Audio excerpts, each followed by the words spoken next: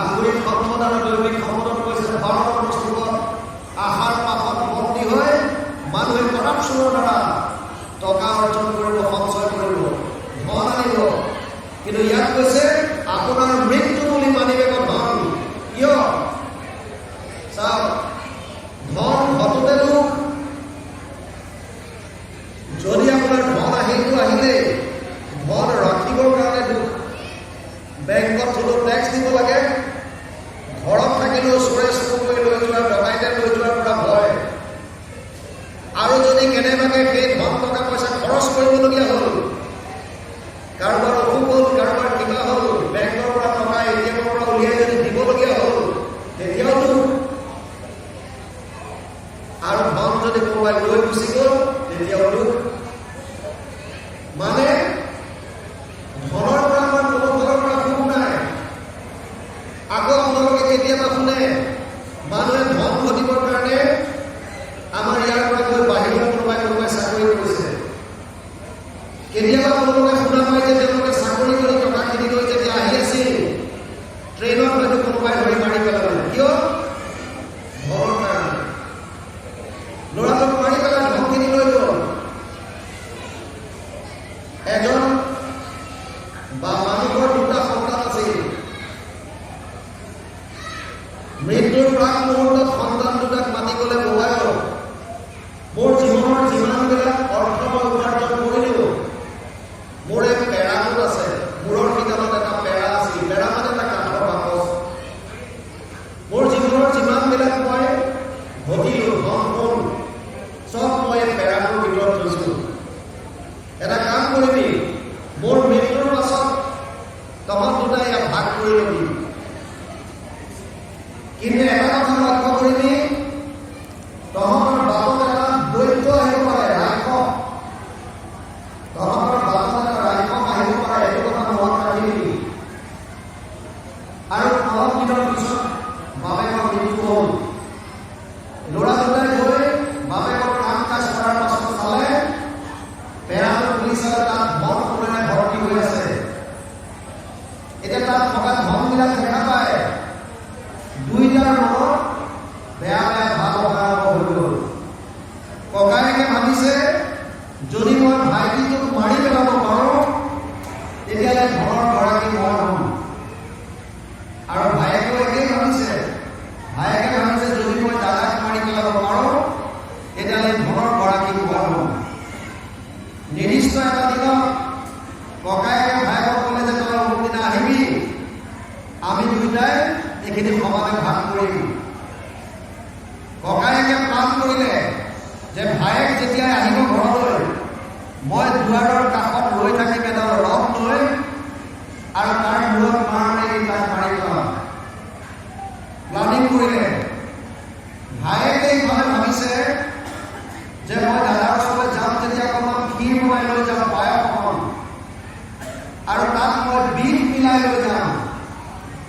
দাদাই যেতিয়া বিষ এয়া পায়স অকণ খাব, তেতিয়া তাৰ মৃত্যু হ'ব আৰু ধন সোণৰ মালিক মই হ'ম। দুইটাই প্লান কৰিছে। আৰু কথামতে ভবামতে কাম। ককায়েক গৈ দুৱাৰৰ ওচৰত গৈ আছে ৰথ এটা লৈ, আৰু যেতিয়া ভায়েকটো আহি কোঠাটোত সোমাল, লগে লগে পাছফালৰ পৰা ভায়েকক ৰথডালে মূৰত মাৰি দিলে। ভায়েক লগে লগে পৰি মৰি থাকিল। মৰাৰ পাছত ককায়েকে দেখিলে এই হাতত দেখোন কিবা এটা টোপোলা লৈ আহিছে। এই টোপোলাটো খুলি চালে, দেখিলে টিফিন এটাত ক্ষীৰ আছে, পায়স আছে। ককায়েকে ভাবিলে ইয়াৰ বলিটো পিছত ঠিক ঠাক কৰিম, আগতে অকণমান পায়স খাই লওঁ। সেইবুলি সেই পায়সখিনি খোৱাত লাগিল। আৰু যেতিয়াই পায়সখিনি মুখত গ'ল, ইমান ভয়ানক বিষ মিলাই গৈছিল, লগে লগে খতম। অৰ্থাৎ ককায়েক ভায়েক দুয়োটাৰ মৃত্যু কিহৰ কাৰণে? ধনৰ কাৰণে। সেইকাৰণে ইয়াত লিখিছে, আপোনাৰ মৃত্যু বুলি মানিলে ধন। আমাক টকা দৰকাৰ হয় জীৱনটো নিৰ্বাহ কৰিবৰ কাৰণে, কিন্তু আমি সঞ্চয়ত বেছিকৈ গুৰুত্ব দিওঁ। সঞ্চয়ত। আৰু সেইটোৱে হৈছে আমাৰ আটাইতকৈ ডাঙৰ সমস্যা। এটা ৰিক্সা ওলাই 3 বেগ চাউল ৰিক্সাত লোড কৰি গৈ আছিল। ৰাস্তাটো খলা নহয়, এটা বেগ পৰি গ'ল, ৰিক্সাৱালা গুচি গ'ল, গম নাপালে। গৰু কেইটামানে ওচৰত ঘাঁহ খাই আছিল, সিহঁতে ঘাঁহ খাই খাই আহি পেলাই বেগটো দেখা পালে আৰু কামুৰি কামুৰি বস্তাটো এফালে কামুৰি সূতা উলিয়াই তাৰ পৰা চাউল খোৱা আৰম্ভ কৰিলে। অলপ চাউল খোৱাৰ পাছত গৰুকেইটা আঁতৰ হৈ গুচি গ'ল। ছাগলী কেইটামান আহিল, ছাগলীও সেই সূতাটোৱে দি চাউল খোৱা আৰম্ভ কৰিলে আৰু ছাগলী গুচি গ'ল। তাৰপিছত তাত কিছুমান চৰাই আহিল, চৰাইবিলাকো অলপ অলপ খালে, খাই চব কৰি গুচি গ'ল। শেষত এটা মানুহ আহিল, মানুহটোৱে কি কৰিব, লাহেকে বান্ধি পুঠি বেগটো ঘৰলৈ লৈ গুচি গ'ল। কথাৰ তাৎপৰ্য, বাকীবিলাকে জীৱন নিৰ্বাহ কৰিবৰ কাৰণে যিটো লাগিছিল সেইটো গ্ৰহণ কৰি পেলাই আঁতৰি গুচি গ'ল। সেই বস্তুটোৰ প্ৰতি মোহ নাই, কিন্তু আমাৰ সঞ্চয়ৰ প্ৰতি মোহ। সেইকাৰণে আমি যি পাওঁ সামৰি সুতৰি খালি ঘৰলৈ অনাৰ চিন্তা কৰোঁ। যিয়ে পাওঁ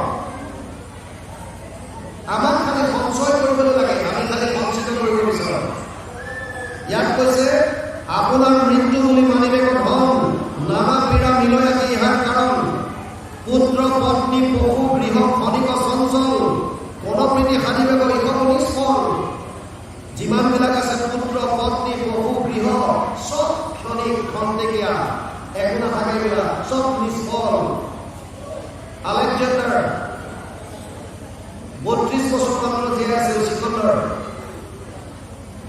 বহুত দেশ জয় কৰি অগণন ধন টকা পইচা ঘটিলে আৰু যেতিয়া ৩২ বছৰ বয়সত গম পালে, এটা বেয়া বেমাৰে গম পালে, যেতিয়া গম পালে যে মই আৰু বেছি দিন জীয়াই থাকিব নোৱাৰিম, তেতিয়া তেওঁ পাত্ৰ মন্ত্ৰীসকলক মাতি কৈছিল, শুনা, মোৰ মৃত্যুৰ পাছত মোৰ হাত দুটা কবৰৰ বাহিৰত উলিয়াই থোৱা।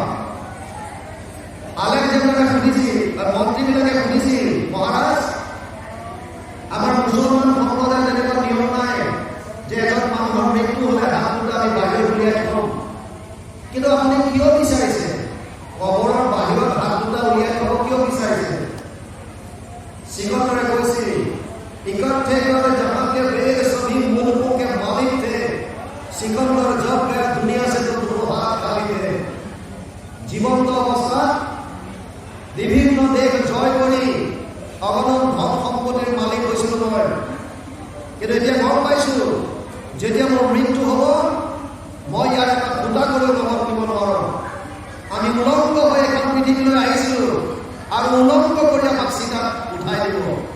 একো এটা বস্তু আমি ইয়াৰ পৰা দিব নোৱাৰিম, চব নিষ্ফল, কোনো ইয়াত কাম নাই। আমি যিবিলাকৰ প্ৰতি মোহনাবদ্ধ হৈ আছো, পুত্ৰ পত্নী পৰিবাৰ ঘৰ দুৱাৰ চব খন্তেকীয়া, একো নাথাকে, চব শেষ হৈ যাব।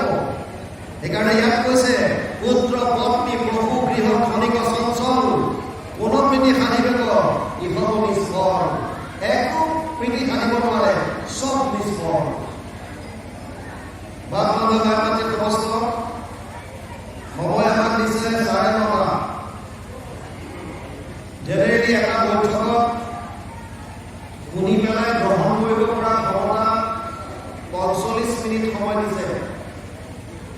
সেইকাৰণে স্কুল কলেজৰ পিৰিয়ডবিলাক 45 মিনিটৰ হয়, মানে 45 মিনিট সময় এটা বৈঠকত আমি শুনি পেলাই শুনা কথাখিনি গ্ৰহণ কৰিব পৰা ক্ষমতা আমাক দিছে। আমাৰ ব্ৰেইনৰ এইটো কেপাচিটি আছে। কিন্তু ঈশ্বৰৰ কথাৰ ক্ষেত্ৰত অলপ সুকীয়া। শুকদেৱে 7 দিন 7 ৰাতি জলপান নকৰাকৈ ভাগৱত কৈছিল আৰু পৰীক্ষিতে 7 দিন 7 ৰাতি জলপান নকৰাকৈ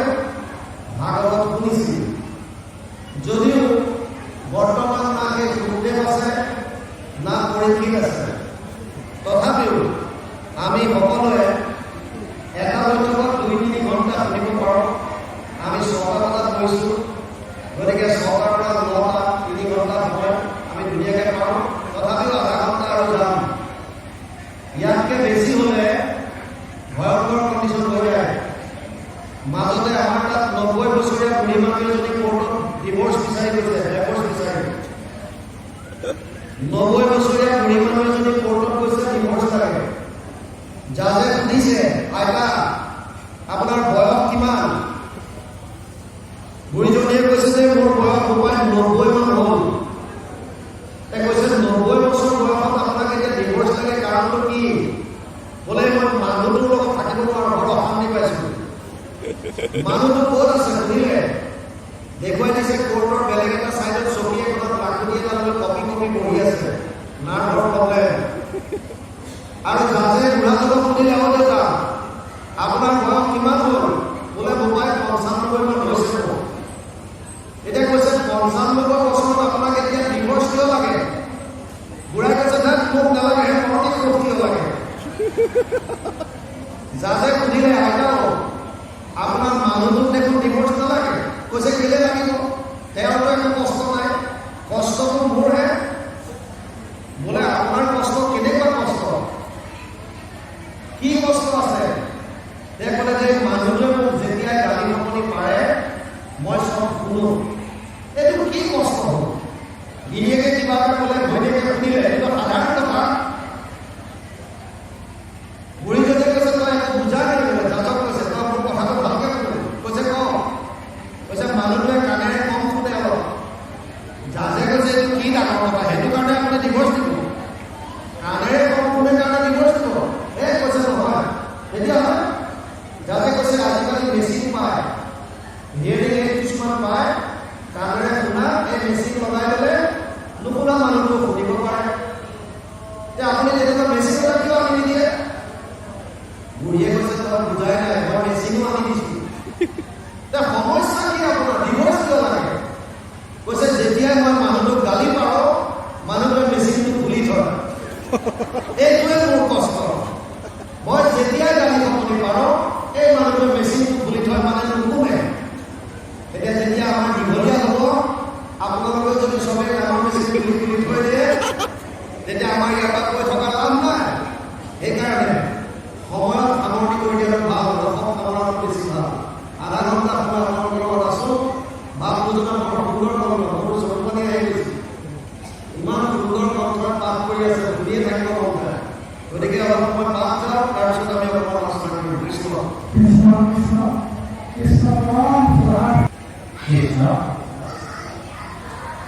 যদি